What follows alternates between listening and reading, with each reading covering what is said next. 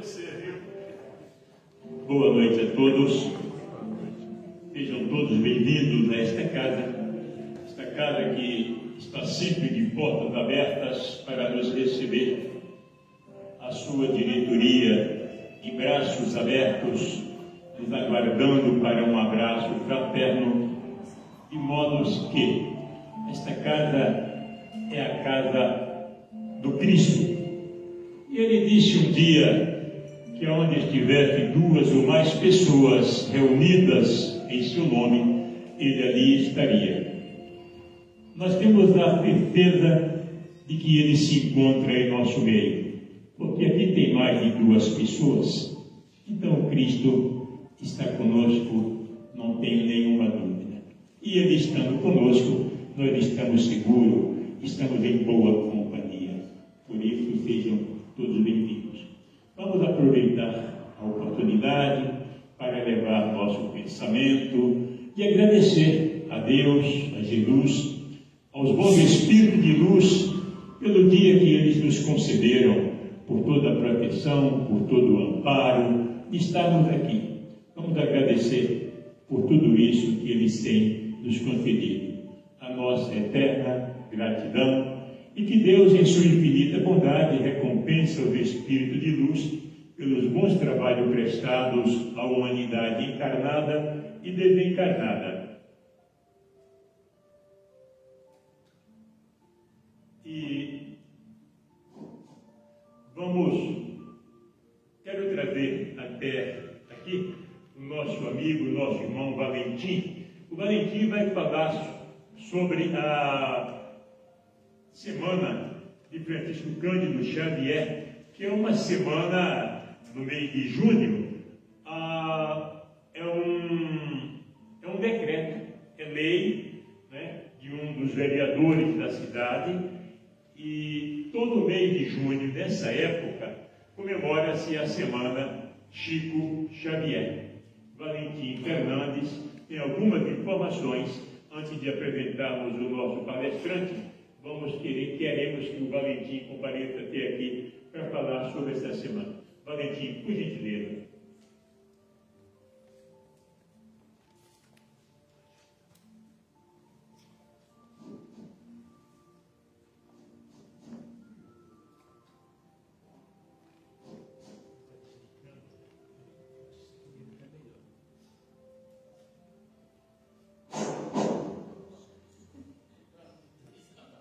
Boa noite a todos. Em nome da União das Sociedades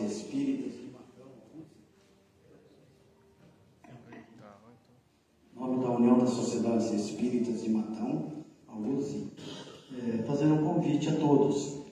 O que é a USE? A USE é o órgão de unificação, é o órgão que congrega os centros espíritas de Matão e seguem a doutrina de Allan Kardec. E são os que eu vou falar aqui, onde terão as atividades.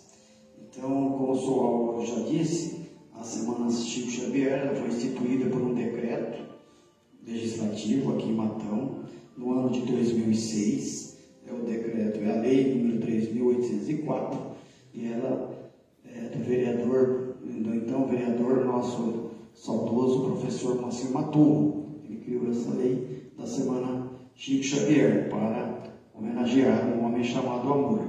Então a USE programou, junto com as Casas Espíritas Unificadas, uma série de palestras que irão do dia 29/6 até o dia 6/7. Então começa no próximo domingo, dia 29, lá no Centro Espírita Alvorada Nova, na Avenida Araraquara, no Recanto dos Pinheiros, e o orador será o Antônio César Perri de Carvalho, da cidade de São Paulo. O César é um palestrante já conhecido, autor de vários livros, foi presidente da União das Sociedades Espíritas do Estado de São Paulo, foi presidente da Federação Espírita Brasileira, tem livros editados aqui, inclusive pela Casa Editora Clarim de Matão. Então, no próximo domingo, às 20 horas, é ele. Na terça-feira, prossegue a semana, também às 20 horas, no Centro Espírita O Clarim, ali na Rua Barbosa, no centro, né? E a oradora vai ser a Sandra Fiore. Ela vai falar o tema Chico Xavier, uma luz em nossas vidas. O PL vai falar o tema Chico Xavier, o homem, a mediunidade e as repercussões. No dia 2, quarta-feira, a palestra é aqui na comunidade. E o palestrante é o orador Fernando Reis, da cidade de Jaboticabal, e o tema que ele vai proferir é o valor da fé. No dia 3/7, isso já na quinta-feira, a palestra em homenagem ao Chico Xavier vai ser lá no Centro Espírita Bezerra de Menezes, na Vila Cardim. E o orador é o Carlos Eduardo Patrocínio Rosa, da cidade de Araraquara, que vai falar o tema Reflexões sobre o exemplo de Chico. Essa lei municipal, ela instituiu também que sempre tem uma sessão solene na Câmara Municipal em homenagem ao Chico Xavier. E essa sessão solene, ela vai ser na sexta-feira, dia 4, às 19 horas, e a oradora vai ser a Cláudia Navarro, e ela vai abordar o tema As Mulheres nas Obras Psicografadas por Chico Xavier. Então a gente sempre faz um convite, um reforço, né? Que se a gente não pode ir em todas as palestras, seguir toda a semana, mas que a gente faça um esforcinho para ir lá na sessão solene.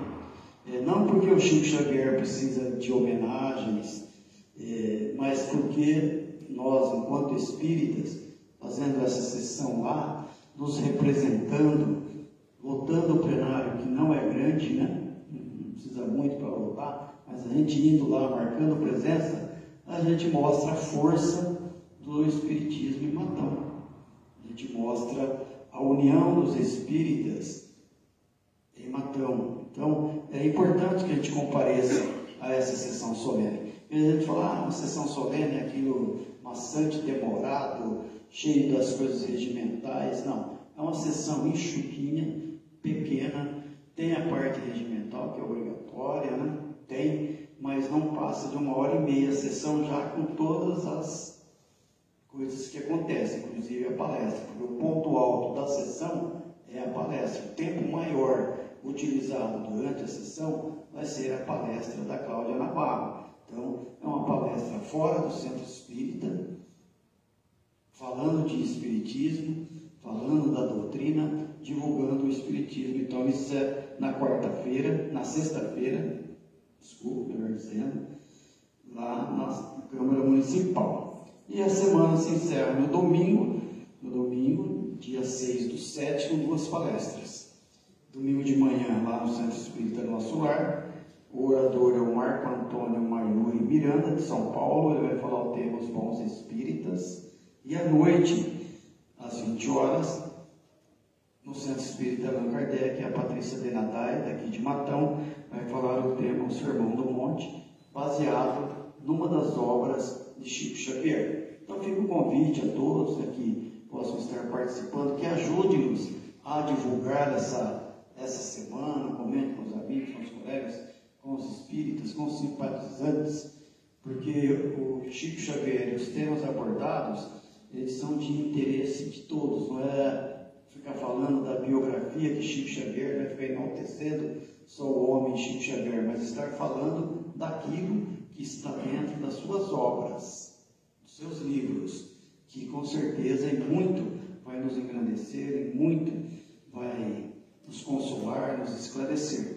Então, ajude-nos a divulgar e participem quando puderem, que a União das Sociedades Espíritas de Matão, são todas as casas de Matão, né, as unificadas, agradece. Agradeço a oportunidade da casa para a divulgação e espero que a gente se encontre durante toda essa semana em homenagem ao Chico Xavier. Obrigado, Valentim. Aí, o convite a todos, não é? Aquele que puder comparecer a uma destas casas, como ele acabou de citar, é impossível que você esteja em todas as casas, mas uma hora você pode ir no nosso lar, amanhã, não, vou no nosso lar, tal dia eu vou no Kardec. E no dia 4, que é o último dia, na Câmara dos Vereadores, não é? Então, prestigiar aí a nossa cidade, prestigiar a doutrina dos espíritos. Não estamos, como ele citou, prestigiando Chico Xavier, porque ele não precisa de elogios, né? Estamos prestigiando a doutrina dos espíritos, né? E agora, sem mais delongas, o nosso amigo, o nosso irmão lá de Itápolis, o Bruno, do Centro Espírita Nova Era. O Bruno traz aí o seu tema, remuneração espiritual. Não pensem vocês que a remuneração vai trazer algum din-din para vocês, não, viu? Não. Trabalhem, que é para poder ter direito a esses bônus horas, não é, Bruno? Por favor, Bruno, o microfone é seu.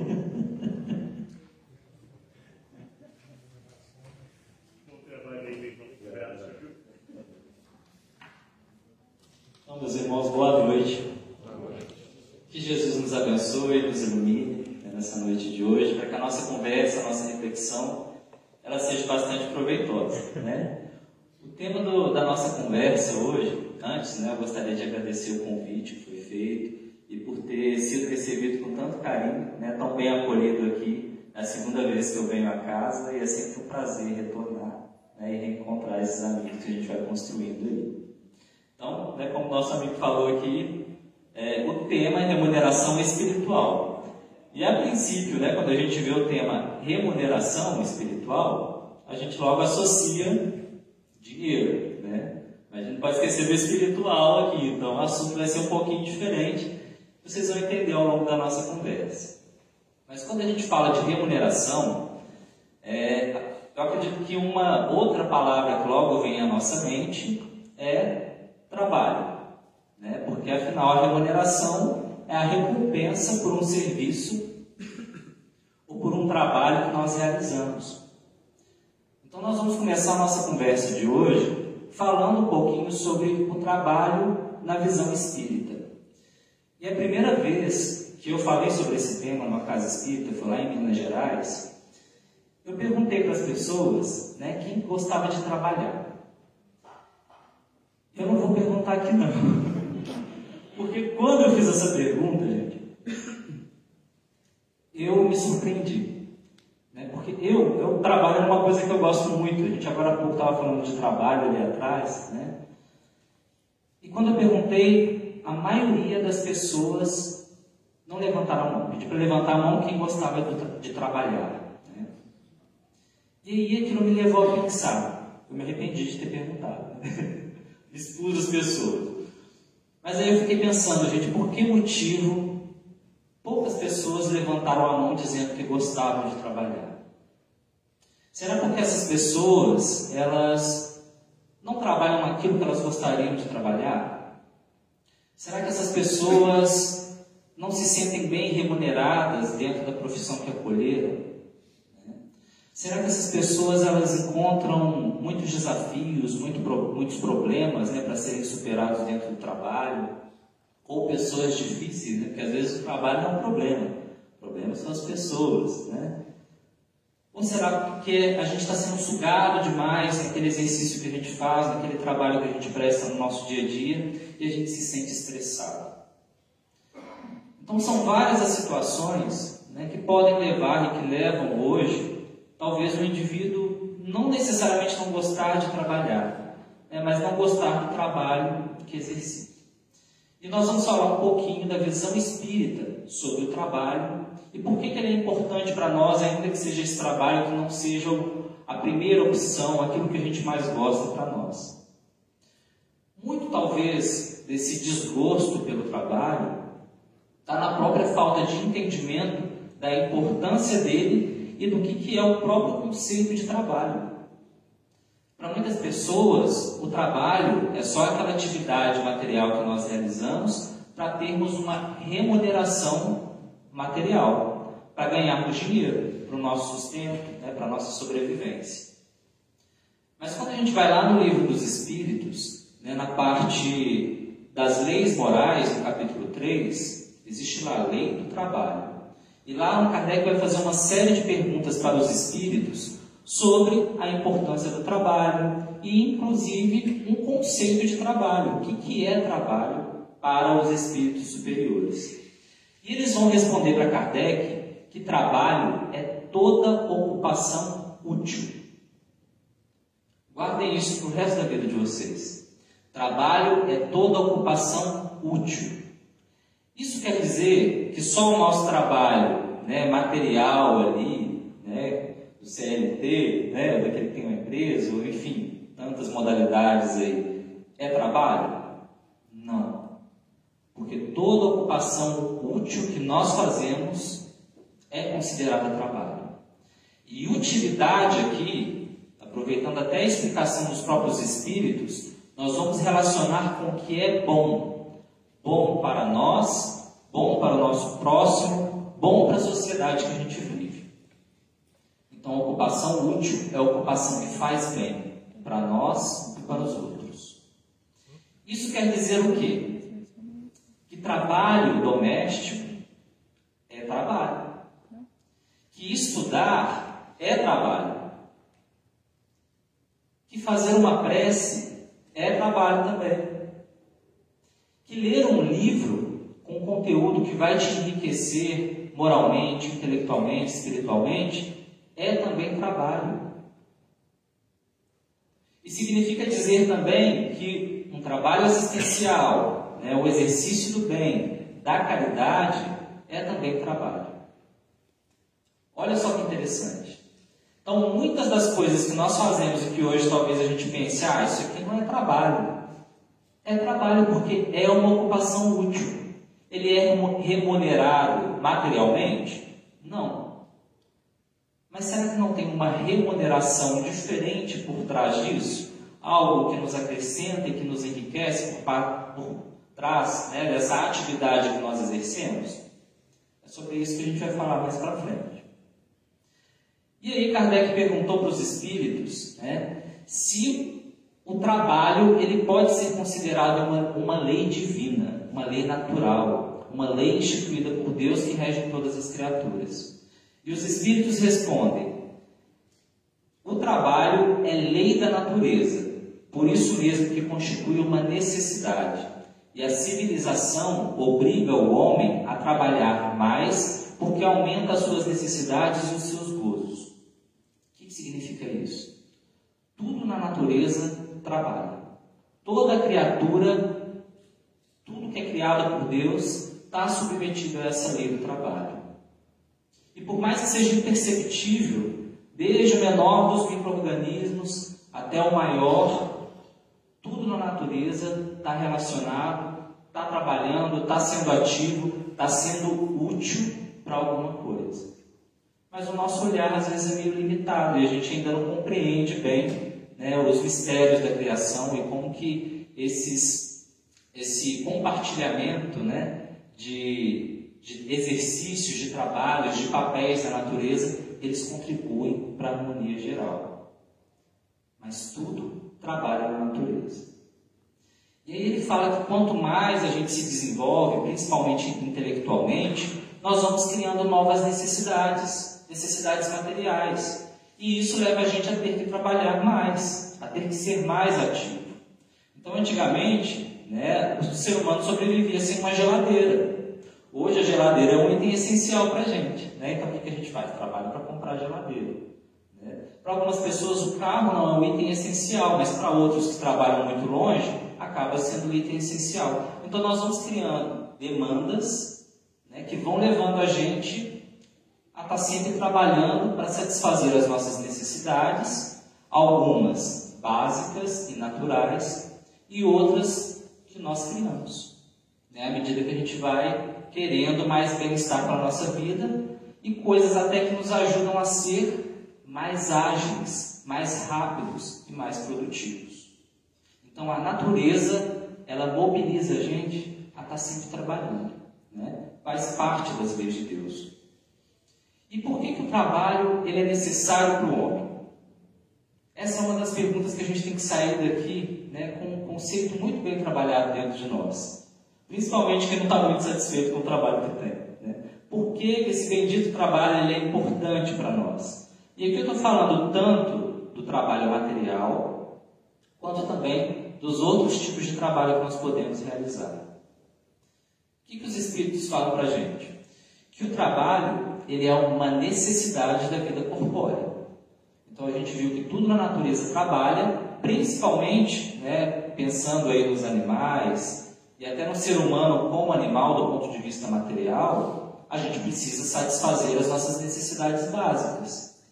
Então o animal trabalha instintivamente para sobreviver. O homem também trabalha, mas racionalmente, né, também para poder se alimentar, para poder ter comodidade, bem-estar, né, para poder ter um abrigo. Então faz parte da natureza. É uma necessidade do homem encarnado, do corpo, satisfazer as necessidades materiais, né? Mas existe um outro ponto muito importante. E aí agora a gente está partindo do material e indo para o espiritual. O trabalho muitas vezes é uma oportunidade de expiação. O que é expiar?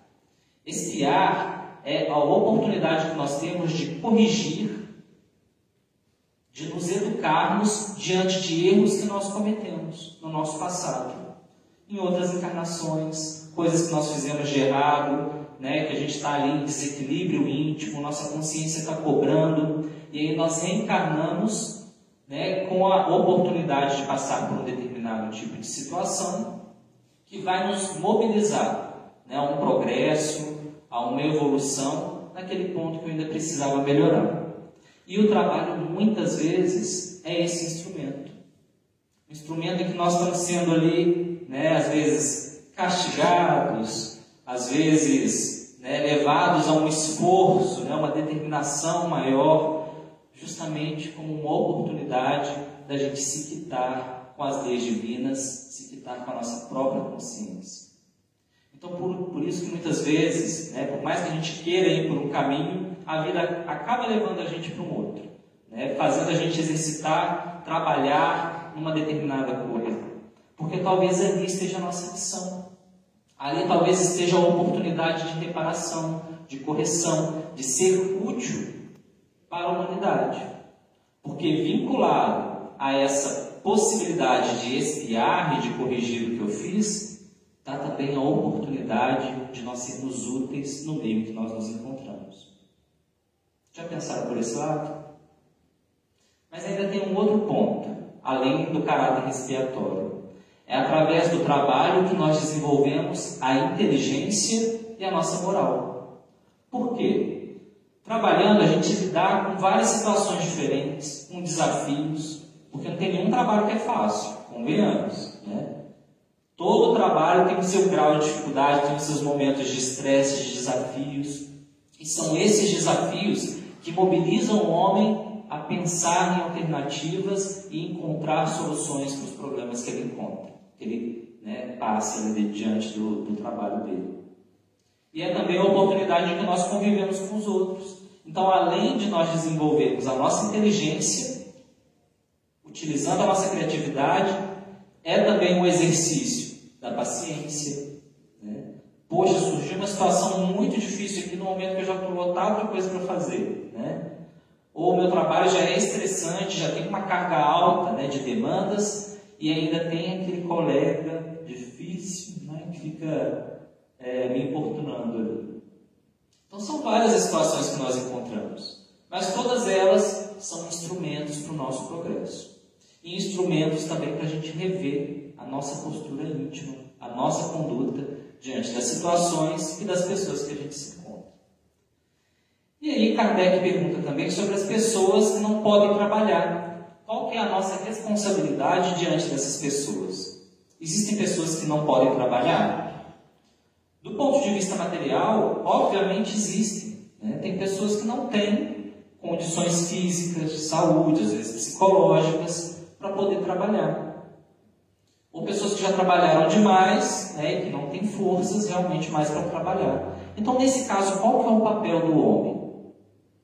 De ajudar aquela pessoa que não tem condições a se manter, né, a existir, a subsistir. Então, nós precisamos auxiliar aqueles que não têm recursos, não têm condições temporárias ou às vezes permanentes, né, auxiliando esses indivíduos que precisam. Há pessoas, então, que não se encontram nessa condição do trabalho material, mas elas podem fazer algum outro tipo de trabalho, pensando que trabalho é a atividade, o exercício útil. Uma prece é trabalho, né? A leitura é trabalho.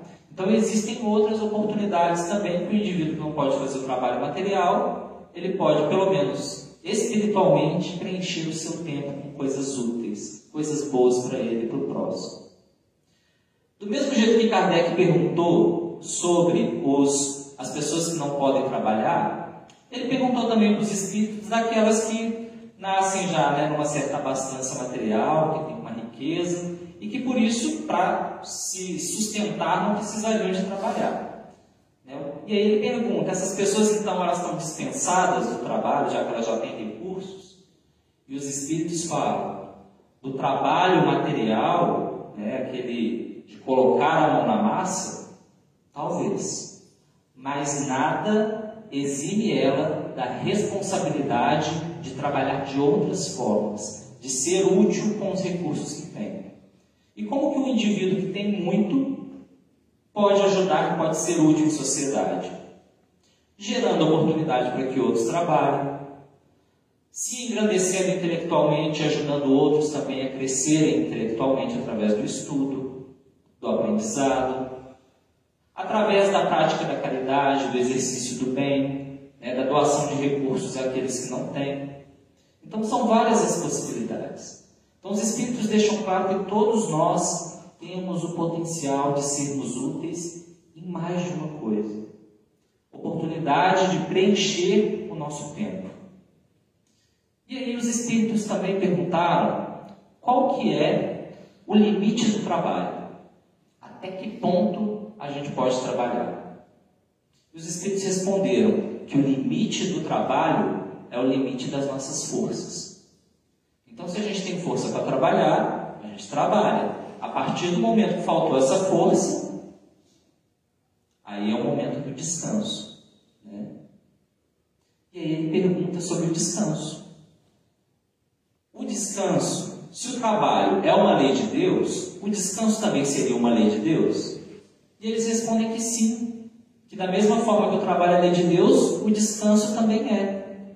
Só que muitas vezes nós abusamos desse descanso, porque não é Deus que determina o ponto da gente parar. Cada um é livre para olhar para dentro de si e entender quais são os seus limites. Só que a gente gosta de descansar. Na verdade, a gente ultrapassa o descanso. Para vocês terem ideia, Joana de Ângeles, no livro Otimismo, ela fala o seguinte, que a ociosidade sorrateiramente se instala na casa mental, entorpecendo a mente. Ela disfarça-se de cansaço, sugerindo repouso. O que significa isso?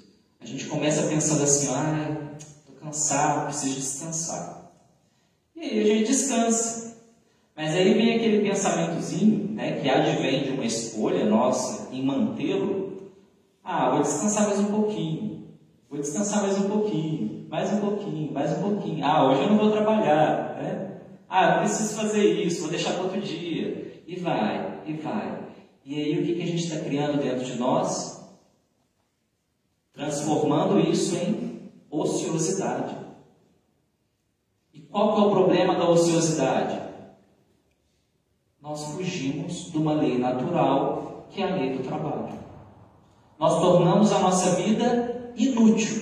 E se trabalho é toda ocupação útil, olha só, estamos contrariando a lei. Porque a gente podia descansar, mas a gente abusou disso. A gente descansou e depois quis ficar à toa, né?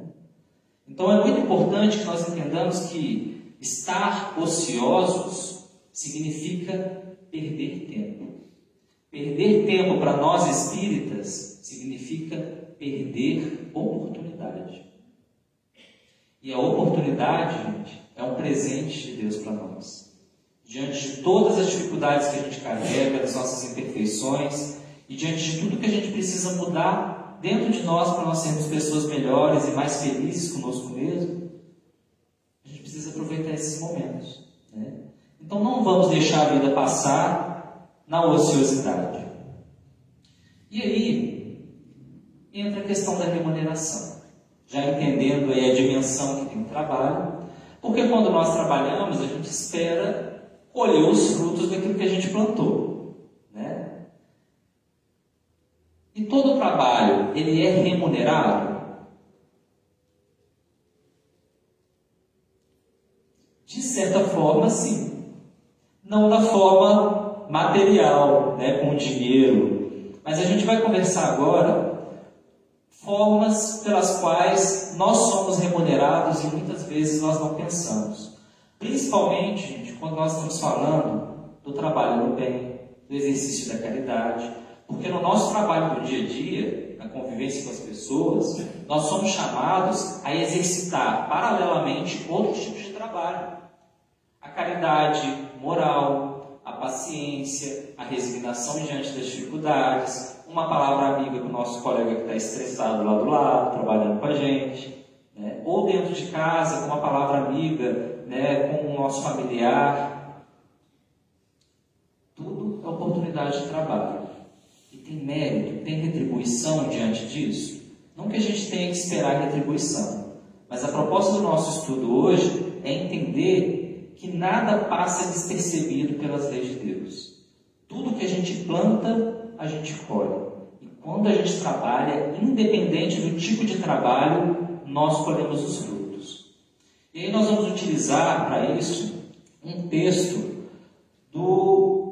de Emmanuel, que se chama Remuneração Espiritual. E nesse texto, Emmanuel cita uma passagem evangélica dita por Paulo, que ele fala que o lavrador que trabalha deve ser o primeiro a gozar dos frutos. Então, se nós trabalhamos, né, a justiça divina determina que a gente colha aquilo que a gente plantou. E aí Emmanuel vai listar para a gente uma série de benefícios, de remunerações que nós vamos recebendo à medida que nós vamos trabalhando, né, não só do aspecto material, mas de todo esse aspecto moral e espiritual que nós podemos ser úteis. O primeiro ponto que ele coloca é que o trabalho, ele acende a luz da experiência. Primeira remuneração que nós ganhamos. Acendemos a luz da experiência. Por que será que ele colocou isso? Porque através do trabalho no bem, trabalho de auxílio ao próximo, ou nosso trabalho material, nós vamos passando por diversas experiências, gente, que vão testando a gente de maneiras completamente diferentes. E fazendo a gente adquirir uma sabedoria de vida, né, que só passando mesmo por algumas situações é que a gente, ou acompanhando pessoas a passarem por essas situações, é que nós vamos criando essa bagagem. Então a vida, ela traz essas experiências para a gente, e a gente se enriquece delas. Quando a gente tem esses olhos de ver, né, eu ia falar olhos de ouvir, é difícil, né? Então o trabalho também, ele nos ensina a conhecer as dificuldades e problemas do próximo, induzindo-nos, por isso mesmo, a respeitá-lo. Às vezes, não necessariamente vai ser a gente passando por problemas e desafios.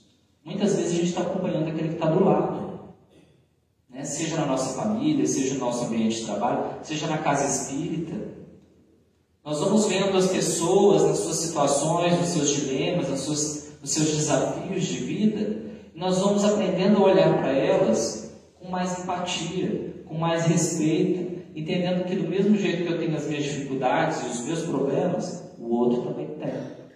E isso exige de mim uma postura diferente no tratamento, né? Então nós vamos exercitando o respeito, a compreensão. O trabalho, gente, promove a autoeducação. Então, essa é outra retribuição que nós temos. Nós nos autoeducamos quando nós trabalhamos. Porque nós vamos avaliando, né, as situações, a conduta, às vezes, do outro, ou, às vezes, a nossa própria conduta, né? E a gente começa a repensar como poderia ser diferente. Como que a gente poderia evitar um determinado mal, uma determinada situação, né, que a gente viu que é sofrer. Como que a gente pode melhorar uma determinada coisa, fazê-la ser mais eficiente, ou ser mais proveitosa, mais produtiva. Então nós vamos nos educando, olhando para dentro de nós mesmos e enxergando o que a gente pode mudar. Pouca coisa até agora? Já tem bastante remuneração espiritual aí, né? Desenvolve a criatividade e a noção do tempo, noção de valor do tempo. Criatividade. Trabalho exige da gente muita criatividade, né? É cada coisa que aparece, principalmente no trabalho doméstico, né? Principalmente quem toma conta aí, fica com as crianças. Como que exige a gente ter uma flexibilidade, né? Porque são várias situações aí que vão surgindo de imprevisto e que você tem que exercitar sua inteligência e desenvolver soluções para essas situações. E aí a gente aprende também, gente, a valorizar o tempo, porque a gente percebe que tudo passa muito rápido. E se a gente não aproveita aquela oportunidade, ela pode se complicar depois, pode ser mais difícil de ser resolvida. Então nós valorizamos o tempo que nós temos e dando senso de urgência nas coisas, né, que precisam ser resolvidas. O trabalho também, ele permite que a gente se imunize contra os perigos da aventura e do tédio. Quanta gente não gostaria de sair vivendo a vida, né? Aproveitando, ficando na ociosidade, só curtindo os prazeres da vida, sem ter que trabalhar, sem ter que se esforçar, sem ter que se ocupar com coisas úteis. Só que Emmanuel adverte, perigo da aventura. Então isso é um perigo, porque nós estamos contrariando as leis de Deus quando vivemos na inutilidade. Tem um momento de descanso para a gente se refazer numa viagem? Tem.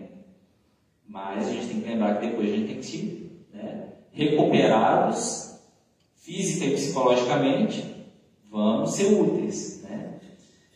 E fala também do tédio, nós já falamos do problema da ociosidade. Então, se a gente está trabalhando, a gente está ocupando a nossa mente. O velho ditado, né? Mente vazia, oficina do diabo. E quando a gente está ocupado, a gente não tem tempo para pensar coisa boba, a gente não tem tempo para ficar olhando o celular, né? Que às vezes a gente perde tanto tempo vendo coisa boba. Tem muita informação positiva também, né, gente? Mas às vezes a gente excede e aí a gente perde horas e horas, né, olhando coisas que não vão nos acrescentar muita coisa. Então tudo exige disciplina. Estabelece apreço em nossa área de ação. Quem trabalha, gente, e se dedica a esse trabalho e faz esse trabalho perfeito, começa a receber o respeito das pessoas, a admiração das pessoas. Nós somos constantemente observados. E se a gente faz coisas bem feitas, nós somos admirados por aquilo que nós fazemos. E quem aí não gostaria de ser um exemplo daquilo que faz? E nós podemos ser, né? Ele dilata o entendimento. Entendimento sobre o próximo, entendimento sobre as situações, porque nós vamos amadurecendo em experiência, né? E em autoconhecimento também. Está acabando, tá? Mas vocês estão vendo que a lista é grande. Remuneração tem muita. Amplia-nos o campo das relações afetivas. Quantas amizades a gente não faz aí através dessas ocupações que a gente busca na nossa vida? Seja o trabalho remunerado materialmente, né? O trabalho para o nosso sustento material, seja numa atividade voluntária, numa vinda à casa espírita para ouvir uma palestra, que é trabalho, é ocupação útil.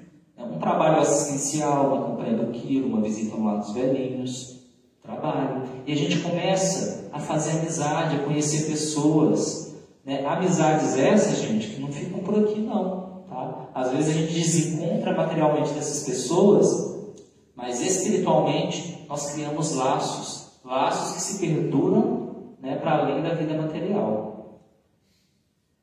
Atrai simpatia e colaboração. Está relacionado à amizade? Tá. Mas mesmo que a pessoa não tenha um vínculo contigo, quando ela te vê fazendo uma coisa útil, uma coisa positiva, no mínimo ela vai se sentir encorajada, né, repensar a conduta dela, ou às vezes até propor te ajudar, né, e ser útil junto contigo ali. Então, quando nós pegamos figuras, né, como Chico Xavier, olha o quanto de pessoas ele não transformou pelo seu exemplo, pelas atividades nobres que ele realizava, né? Então, a gente atrai, a gente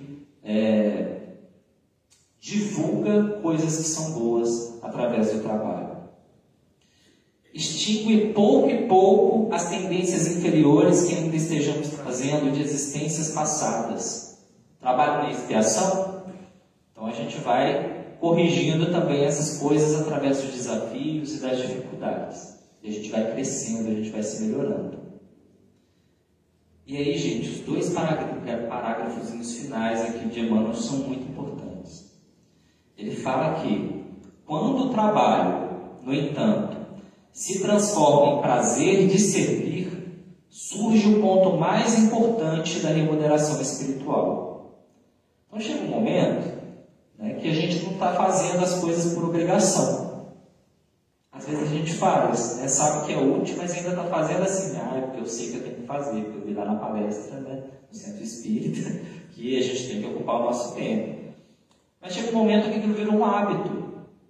E virando um hábito, a gente começa também a sentir o prazer em exercer aquela tarefa. Minha mãe, desde cedo, me levava para fazer visita lá dos velhinhos. E, gente, eu não gostava. Não gostava. Eu ia, porque eu sabia que era preciso, né? Mas eu falava, não, podia estar brincando, né? Fazendo outras coisas. Mas depois que eu saía de lá, eu senti um bem-estar tão grande, né? E aquilo foi virando uma rotina, e de repente minha mãe não precisava ficar mais me convencendo, né? Eu já ia naturalmente. Isso é com todas as coisas na nossa vida, né? Se a gente se disciplina e faz daquilo um hábito, a gente começa a sentir mais prazer. É igual a academia, né? No começo é difícil de ir, mas depois que criou a rotina, a gente vai e começa a perceber os benefícios. Toda vez que a justiça divina nos procura no endereço exato para a execução das sentenças que lavramos contra nós mesmos, segundo as leis de causa e efeito, se nos encontra em serviço ao próximo, manda a divina misericórdia que a execução seja suspensa por tempo indeterminado. Olha que profundo isso. Vou exemplificar com uma historinha. Tá? É o caso do Adelino, do Saturnino Pereira. Saturnino, né? Um nome que não é nada comum hoje em dia. Mas é uma história descrita por Hilário Silva, tá? No livro A Vida Escreve. E esse Saturnino, gente, ele era espírita, né? E era um homem muito bom, um coração muito nobre, uma pessoa atenciosa, humilde, né? E que buscava sempre ajudar as pessoas dentro da casa espírita e fora da casa espírita. Ou seja, naturalmente ele era uma pessoa, né, que não fazia questão só de fazer uma propaganda. Era natural esse esforço dele. E era uma pessoa muito admirada. Mas um certo dia, gente, o Saturnino, ele operando uma máquina no trabalho dele, ele acabou se acidentando e machucando o braço dele. E aí ele foi para o hospital, né, o acidente era grave, ele teve que fazer uma cirurgia reconstrutiva, e o médico, o cirurgião, explicou para ele que ele havia perdido um dedo, né, diante daquele acidente com a máquina. Mas que o restante do braço, né, iria se recuperar com o tempo e que ficaria normal, mas que o dedo ele tinha perdido. E as pessoas que conheciam o Saturnino e admiravam ele, começaram a pensar assim, né, mas como que uma coisa dessa acontece justo com uma pessoa boa? Tanta gente ruim no mundo, né, vai acontecer justo com ele, que é a pessoa mais caridosa que a gente conhece. Inclusive os próprios colegas espíritas, né, começaram a duvidar da eficiência da espiritualidade. Como assim, um homem trabalha lá na casa espírita, faz um monte de trabalho assistencial, né, como que a espiritualidade permitiu uma coisa dessa? E o Saturnino foi ouvindo aquilo, foi se entristecendo, né, foi ficando chateado com aquela situação. E aí ele foi na reunião de estudos, reunião mediúnica à noite, né, junto com o grupo dele, da casa espírita. E nessa reunião se comunicou com o mentor dos trabalhos que eram realizados naquele dia, o mentor espiritual. E ele pediu para Saturnino, naquela oportunidade, que ele não ficasse triste. E ele começa a contar então a história de vida do Saturnino em outra encarnação. E ele explica para Saturnino que na última encarnação sua, ele havia sido um proprietário, um homem rico, né, proprietário de terras, um fazendeiro muito rico, e que certa vez ele havia pedido a um dos seus funcionários, que se encontrava muito doente, debilitado, que realizasse uma determinada tarefa. Mas o homem não se encontrava em condições de fazer e acabou não fazendo da forma como ele gostaria. E ele, tomado de fúria, o que fez? Pegou o braço do funcionário e enfiou dentro de uma máquina de moagem ali, né, de engenho, e triturou o braço da pessoa. E aí, quando o Saturnino desencarnou, ele ficou com aquilo marcado na consciência dele, se viu um grande sofrimento lá no mundo espiritual, revendo aquela situação, né, daquilo que ele tinha provocado, do sangue junto, né, com aquele caldo da cana que saía, aquilo ficou preso na mente dele, né, e o sofrimento por ter errado tanto. E aí ele implorou, já muito arrependido no mundo espiritual, que ele tivesse a oportunidade de reencarnar e que ele pudesse se quitar perante as leis divinas, né, diante daquele erro que ele havia cometido. E ele pede então à espiritualidade superior que nessa encarnação, nessa nova encarnação que lhe seria concedida, que ele perdesse o braço mais produtivo dele, né, assim como ele fez com aquela pessoa que era o seu funcionário, o seu servo numa outra época. E assim ele reencarna, né? E ele iria passar por essa situação. Mas acontece que durante toda a vida dele, ele foi um homem tão bom, tão caridoso, tão misericordioso, já fazendo esse esforço de transformação moral, que a dívida dele foi abrandada. Então, ao invés dele perder um braço inteiro, ele perdeu um dedo. Olha que bacana. O que é isso? É uma coisa que a gente fala muito na doutrina espírita. O amor cobre uma multidão de pecados. O trabalho no bem permite que a gente, né, cubra uma multidão dos pecados que nós trazemos ainda. Então, olha como que é importante. Olha que remuneração preciosa é essa. Aliviar o sofrimento que a gente deveria passar, né, porque a gente consegue, através do trabalho, se mobilizar, se transformar e modificar a nossa conduta pela nossa própria boa vontade, pelo amor. E por último, gente, e quando ocorre, em momento oportuno, o nosso contato indispensável com os mecanismos da justiça terrena, assim como aconteceu com o Saturnino, vai acontecer com a gente também, a gente prestar contas, eis que a influência de todos aqueles a quem porventura tenhamos prestado algum benefício aparecem em nosso auxílio, já que semelhantes companheiros se convertem espontaneamente em advogados naturais da nossa causa, amenizando as penalidades em que estejamos em curso ou suprimindo-as de todo, se já tivermos resgatado pelo amor aquilo que deveríamos em provação ou sofrimento para retificação e tranquilidade de nós mesmos. As pessoas que nós ajudamos se tornam advogados naturais da nossa causa. Às vezes, gente, nós fazemos o bem, fazemos um trabalho assistencial, fazemos uma prece, e a gente não vê, né, um agradecimento, e a gente nem deve esperar isso. Né? Mas sejamos certos de que, às vezes, aquele indivíduo, na condição que ele está, ele ainda não tem, às vezes, condição de ver o benefício daquilo que a gente fez. Mas aquele companheiro que tem dificuldade ali, ele tem um monte de amigos espirituais, às vezes tentando socorrer, e que foram até nós, né, buscando esse instrumento de auxílio, e que vão ser gratos a nós pelo que nós fizemos. E quando nós precisarmos de ajuda lá no mundo espiritual, vão ser essas pessoas que vão nos acolher, vão ser essas pessoas que vão nos ajudar na nossa adaptação, vão ser essas pessoas que vão se tornar os nossos advogados naturais. Tem um filme da Autocompadecida que mostra uma cena que a Nossa Senhora, ela entra lá para defender, né, eu esqueci o nome dos personagens lá, que estavam sendo julgados ali no purgatório, né? Estava o demônio de um lado e a Nossa Senhora intervindo por eles.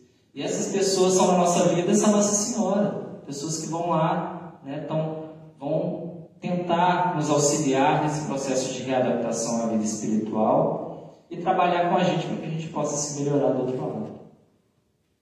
Tá bom? Tá bom, né? É muita coisa. pensaram nisso, gente? Quanta coisa vem, quantos benefícios aparecem dos trabalhos que nós realizamos com boa vontade e que não necessariamente estão vinculados a nada material? E aí, para a gente encerrar a nossa conversa, eu vou contar uma pequena história, é pequenininha mesmo. É pequena, mas é muito direta e muito profunda em termos de ensinamento. Essa história, ela se intitula A Ficha, e está no livro Contos e Apólogos do Chico Xavier, foi ditada pelo irmão X. Conta a história de um homem chamado João Mateus. E o João Mateus, ele era um pregador do Evangelho, era espírita, e ele havia completado 50 anos de idade. E na noite que ele completou 50 anos de idade, ele dormiu e sonhou que estava entrando no céu, uma colônia espiritual iluminada, cheia de luz. E ele ficou tão maravilhado com aquele ambiente que ele estava vendo, e vendo o pórtico ali à sua frente, chamando ele a conhecer, ele logo se apressou em entrar. Mas quando ele começou a entrar nesse lugar iluminado, muito bonito, uma pessoa barrou ele e falou assim: ô João, antes de você entrar, para que você não se depare com nenhuma surpresa, e para ver se você tem realmente méritos, é importante a gente dar uma olhada na sua ficha. E a história se titula A Ficha, tá? Assim que o irmão X nomeia ela. E aí ele tira um pergaminho muito bonito, escrito algumas informações sobre a vida do João Mateus. E ele começa a ler. Analisem só o que estava escrito nessa ficha. João Mateus, renascido na terra em 1904, berço manso, ou seja, uma vida tranquila desde o nascimento, pais carinhosos e amigos, inteligência preciosa, cérebro claro, instrução digna, bons livros, juventude folgada, ou seja, fácil, tranquila também, boa saúde, invejável noção de conforto, sono calmo. Vocês estão se identificando? Excelente apetite, além de dormir bem, da hora de comer bem também, Seguro abrigo doméstico, constante proteção espiritual, nunca sofreu acidentes de importância. Quem gostaria de ter uma vida dessa até aqui, Casou-se aos 25 anos em regime de escravização da mulher.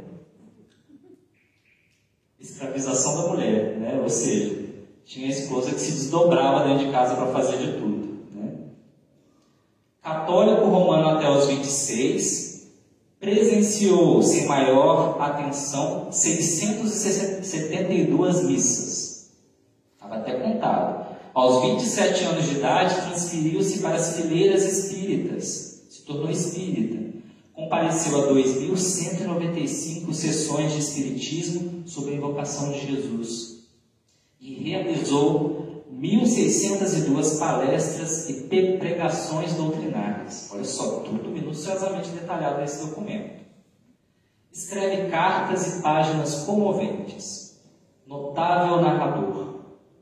Polemista cauteloso, tem 4 filhos, boa mesa em casa.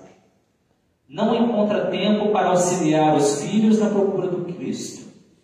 Começou, Efetuou 106 viagens de repouso e distração. Grande intolerância para com os vizinhos. Refratário a qualquer mudança de hábitos para a prestação de serviço aos outros. Não gostava que tirasse da zona de conforto para ir assistir alguém, ajudar alguma pessoa. Nunca percebe se ofende ao próximo através da sua conduta, mas revela extrema suscetibilidade ante a conduta alheia. Então ficava irritadíssimo se alguém ferisse ele, mas ele não dava a mínima se ele estava machucando as pessoas com as palavras dele. Relaciona-se tão somente com amigos do mesmo nível, elitista ainda. Sofre horror às complicações da vida social, embora destaque incessantemente o imperativo da fraternidade entre os homens. Falava de fraternidade, mas não fazia, Sabe defender-se com esmero em qualquer problema difícil. Tiro dele da reta. Além dos recursos naturais que lhe renderam respeitável posição e expressivo reconforto doméstico, sob a constante amparo de Jesus, através de múltiplos mensageiros, conserva bens imóveis no valor de 600.000 cruzeiros na época. E guarda em conta de lucro particular a importância de 302.000. Ele tinha dinheiro, né? Para Jesus, que o procurou na pessoa de mendigos, gente, de necessitados e doentes, deu durante toda a vida 90 centavos.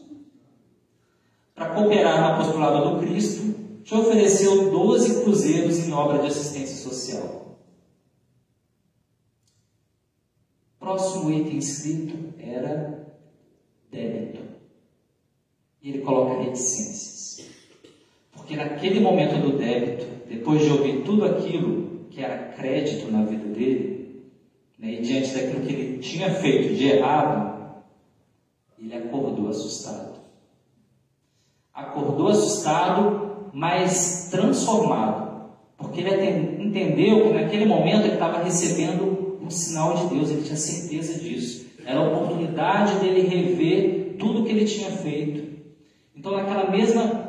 Acordou durante o dia, né, na manhãzinha seguinte, e naquele mesmo dia à noite, foi para a casa espírita, reuniu o pessoal, contou para eles o que tinha acontecido, falou que tinha entendido que era a necessidade da mudança e que ele iria colocar em prática um sonho que ele tinha desde muito tempo, mas que nunca tinha concretizado, que era fazer, né, um trabalho de assistência social a crianças carentes.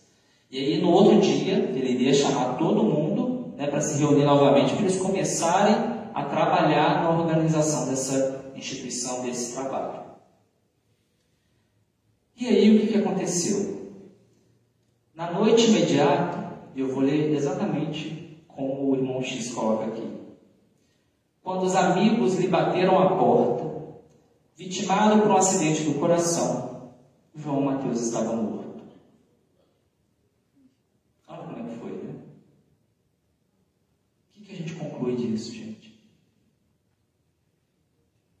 Não deixemos a oportunidade de trabalhar e de servir para amanhã, porque a gente não sabe quando a gente vai prestar contas. O processo de autoconhecimento, de transformação, de aproveitar todos os recursos que a providência divina ofereceu a ele, foi deixado passando, né? Ele desperdiçou tudo. E aí, quando ele se deu conta disso, já era tarde demais. Então, reflitamos. Na nossa vida, nós estamos em crédito ou em débito para com Deus? E vamos lembrar que todos os dias nós temos a oportunidade de sermos úteis. E se nós estamos em débito hoje perante as leis divinas, é hoje a oportunidade que nós temos de ocupar o nosso tempo com utilidade, com trabalho, para a gente se transformar pelo amor e não precisar da dor ou do susto, como o nosso irmão provavelmente deve ter levado quando chegou lá do outro lado. Que Jesus possa nos abençoar, nos amparar, né, para que a cada dia a gente se torne cada vez mais útil no trabalho do bem e no trabalho de autoaprimoramento nosso. Que Jesus nos abençoe, meus irmãos. Muito obrigado.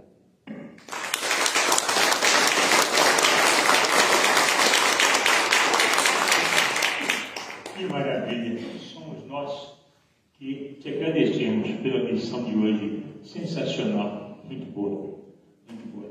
Agora é o seguinte, me fala um número de 1 a 36. 25. Bom, alguém ouviu 25? Então, você ganhou um livro. Leitura também é trabalho. Leitura também é trabalho. Olha aí, ó. Faça bom proveito. Esse livro é sensacional. A viagem que Kardec fez em 1882, só divulgando a doutrina espírita, viu? Não é? Muito obrigado, viu? Muito obrigado, Jesus te abençoe. E ele te acompanhe no seu retorno até a cidade de Itápolis. Tá aí, gente. Coisa maravilhosa, né? Tenho certeza que todos nós, ao sairmos daqui, vamos sair daqui melhor do que quando aqui chegamos.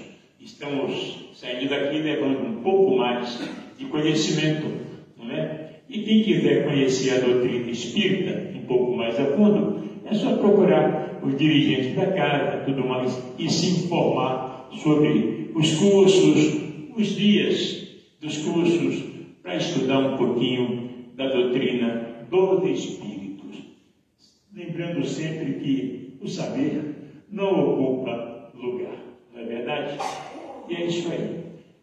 Convidamos os nossos passistas para se dirigirem à sala de passes e nós vamos nos preparar para encerrar nosso trabalho dessa noite, não é? Lembrando que na próxima quarta-feira, no dia 2, ainda dentro daquilo que o Valentim Fernandes falou aqui, na Semana Francisco Cândido Xavier, o nosso palestrante vem lá da cidade de, se não me engano, Jaboticabal, coisa assim, vamos ver, é Fernando Reis, isso mesmo, Fernando Reis, o valor da fé vai ser o tema que ele vai nos trazer, tá certo? No dia 2, portanto, na quarta-feira, o valor da fé. Vamos prestigiar o nosso amigo, o nosso irmão Fernando Reis. E lembrando a todos que esta casa também recebe doações, né? Quem tiver lá uma roupa que possa usar, um cobertor que ainda possa ser usado, uma blusa que possa agasalhar um corpo com frio, pode trazer até aqui, deixa ali na caixa, ou levar no núcleo do Mariane, lá na Avenida Caibachuter, aí na Santa Cruz, tá certo? Tanto também como alimentos, você pode trazer 1 quilo de alimento não perecível, deixar ali na caixa, não é? Para a composição das cestas, que é feito todo final de mês, uma cesta básica para os nossos irmãos necessitados. Aquele que quiser tomar um passe, se posicione aqui à minha esquerda, não é? Lembrando sempre que o passe não é necessário que você tome um passe todo dia, toda hora, não. Mas está na casa espírita. Sentiu vontade de tomar um passe? Se posicione aqui à minha esquerda, vá tomar o passe.